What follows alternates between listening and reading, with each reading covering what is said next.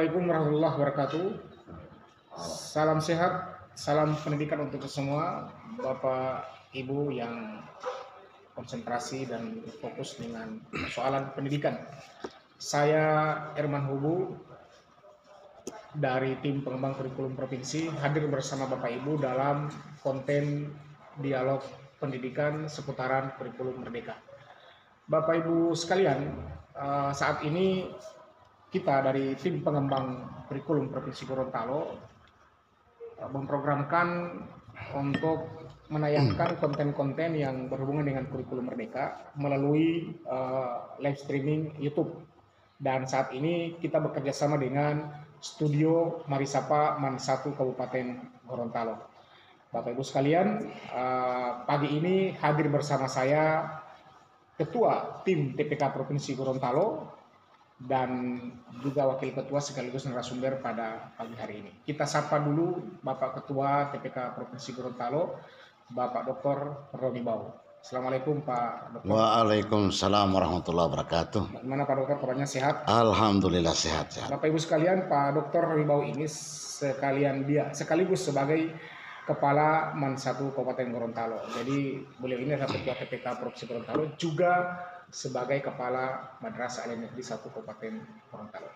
Selanjutnya saya sapa juga Wakil Ketua TPK Provinsi Gorontalo yang juga alhamdulillah pada saat ini sudah menjadi narasumber kurikulum merdeka di Kemenak Provinsi Gorontalo yang sudah melanglang buana dari sekian madrasah, entah berapa titik madrasah yang sudah beliau datangi sebagai narasumber pada persoalan-persoalan yang berhubungan dengan kurikulum merdeka. Kita sapa beliau Bapak Herianto Dalango MPDI. Pak Heri, bagaimana kabarnya Bapak? Alhamdulillah baik-baik. Ya, sehat.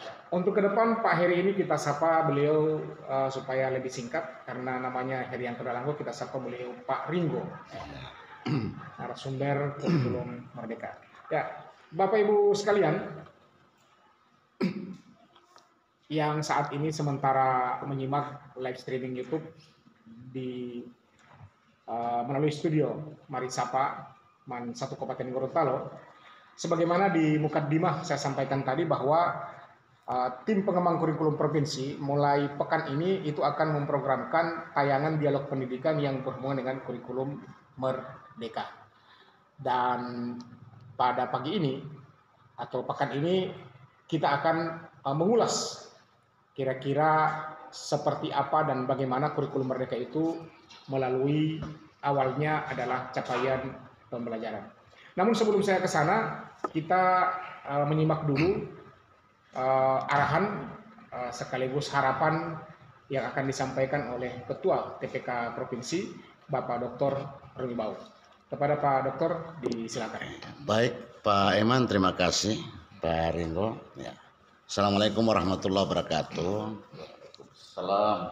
Pada hari ini saya sangat berbahagia sebagai Ketua TPK Provinsi. Ada amanah yang diberikan kepada saya sebagai Ketua dan alhamdulillah dibantu oleh Bapak-Bapak juga termasuk dalam tim pengembangan kurikulum Provinsi Gorontalo terkait dengan kurikulum merdeka ini. Tugas kami seperti yang diamanahkan adalah bisa memberikan sosialisasi, memberikan edukasi pemahaman kepada madrasah-madrasah dan tahun ini targetnya ya, akan sampai ke madrasah swasta 100%. Oleh karena itu kami berusaha memberikan sosialisasi di madrasah-madrasah dan juga termasuk dalam bentuk YouTube ini melalui dialog seperti ini. Dan ini nanti akan Pak Eman, ini akan dibuat dalam beberapa episode dan insya Allah mudah-mudahan para guru madrasah terbantu dengan podcast ini. Dan kalau tidak salah materi hari ini tentang analisis capaian kemarin. Yang berikut kami sampaikan, alhamdulillah Pak Ringo ini, beliau ini alhamdulillah mendalami ini kecintaan beliau tentang kurikulum merdeka ini, insya Allah akan disalurkan kepada kita, termasuk melalui YouTube ini. Jadi pada kesempatan ini sekali lagi saya sampaikan terima kasih Pak Eman, Pak Ringo, dan mungkin kita bisa kembangkan dalam bentuk dialog-dialog terkait dengan analisis capaian. Kira-kira begitu dulu Pak Eman, silakan. Iya, terima kasih Pak Ketua TPK Provinsi Gorontalo, Pak Dr. Rimau, sudah memberikan semacam arahan dan harapannya bagaimana kira-kira perjalanan tanggung jawab dan peran dari TPK Provinsi Gorontalo dalam mengawal dan membackup implementasi kurikulum merdeka di Provinsi Gorontalo mungkin teman-teman dari ini tidak sabar lagi menunggu bagaimana ini anis capaian pembelajaran ini. Begitu kira-kira. Ya, terima kasih Pak Dokter. Jadi begitu ya. Insya Allah sebagai informasi juga pada Bapak Ibu sekalian, untuk madrasah-madrasah di Provinsi Gorontalo pada tahun pelajaran 2023-2024 insya Allah akan melaksanakan 100% implementasi kurikulum merdeka. Dan ini tentunya dialog akan sangat menarik, akan menjadi informasi yang kontributif untuk Bapak Ibu sekalian yang insya Allah akan menerapkan IKM pada tahun pelajaran 2023-2024. Ya, sambil menghirup kopi, menikmati atau menyeruput kopi di kopi ya, menjelang siang ini, kita akan jelang dialog interaktif melalui podcast dialog pendidikan seputaran kurikulum merdeka. Oke, Bapak Ibu sekalian, sebagaimana kita ketahui bersama Bapak Ibu sekalian bahwa di kurikulum sebelumnya kita mengenal kurikulum 2013 yang tentunya pembelajarannya itu berbasis kompetensi dasar yang kita kenal dengan KIKD, di mana KIKD ini memetakan tentang kompetensi sikap, sikap spiritual, sikap sosial, kemudian pengetahuan dan kompetensi keterampilan. Maka pada kurikulum merdeka ini tidak berbeda ya, tetapi dia lebih include, lebih mudah karena diinkludkan dalam satu komponen yang disebut dengan capaian pembelajaran. Sehingga ketika kita bicara kurikulum merdeka, masuk pada perencanaan pembelajaran, itu yang pertama kita lihat adalah capaian pembelajaran. Jadi Bapak Ibu sekalian harus familiar dengan capaian pembelajaran. Karena itu yang nantinya kita akan lihat pertama kali ketika kita akan membuka dan mengulas tentang kurikulum merdeka yang terkait dengan perencanaan pembelajaran.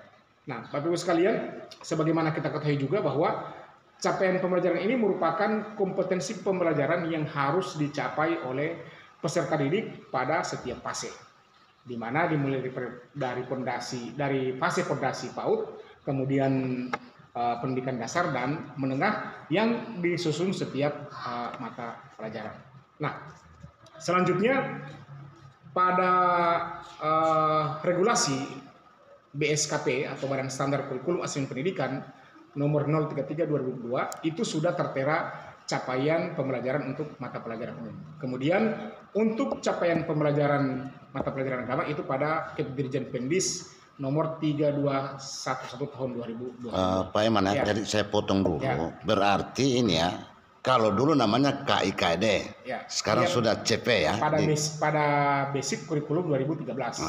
Nah, sekarang sudah masuk di kurikulum merdeka, KIKD ini diganti menjadi capaian pembelajaran. Nah, ini akan kita ulas bersama Pak Ringo ya. Ya, nanti Pak Ringo bisa menjelaskan kira-kira apa bedain KIKD sehingga kalau misalnya sama, kenapa harus diganti dengan itu?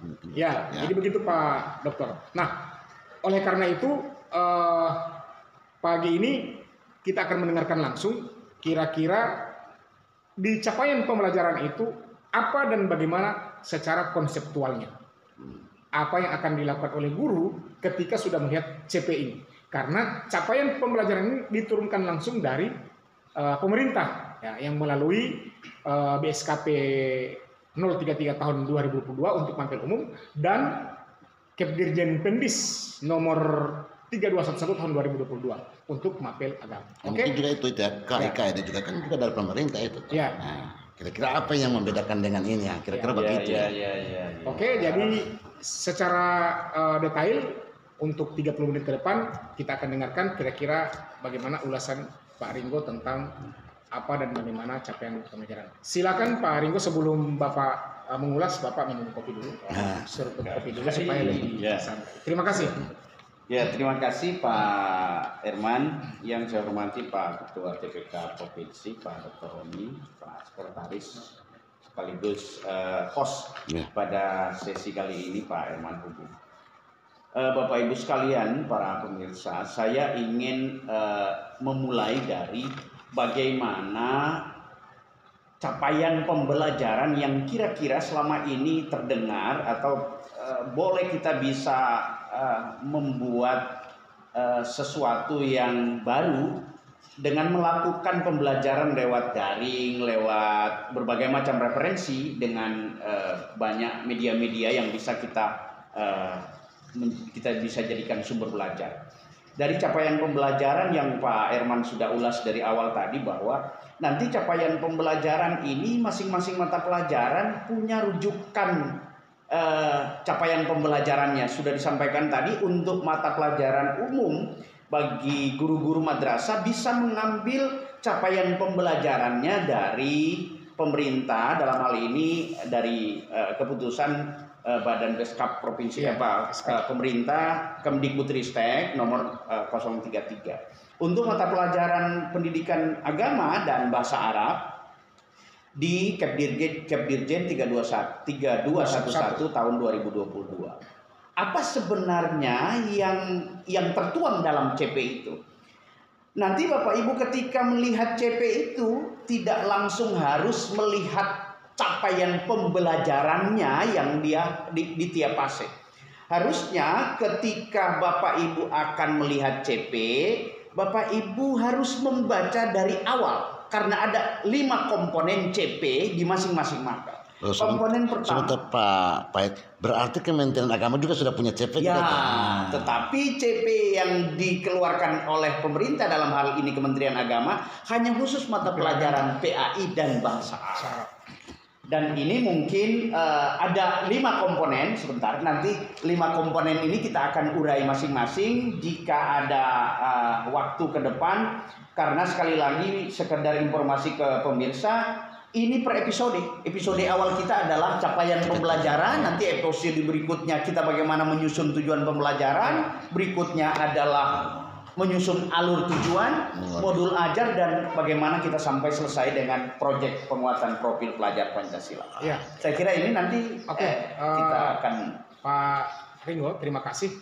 Break dulu ya, kita break. Ya, jadi sebelum kita masuk pada komponen-komponen CP tadi yang disampaikan oleh Pak Ringo, kita break dulu 5 menit. Ya. Salam pendidikan.